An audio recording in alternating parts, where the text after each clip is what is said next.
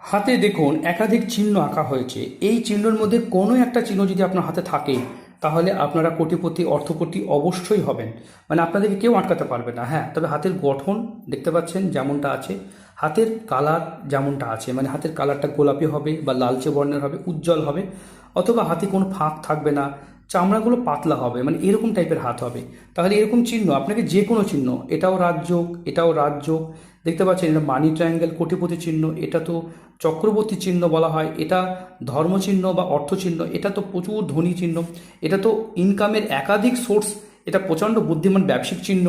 হাতে এই চিহ্নগুলো উন্নতি চিহ্ন, দেখতে পাচ্ছেন এগুলো আচমকা প্রাপ্তি, লটারি প্রাপ্তি, এই চিহ্নগুলো, এগুলো লটারি প্রাপ্তি, এগুলো লটারি প্রাপ্তি, এগুলোও কিন্তু লটারি প্রাপ্তি চিহ্ন। তাই হাতে এই চিহ্নগুলো কোনো একটা থাকলে আপনি কিন্তু কোটিপতি হবেন।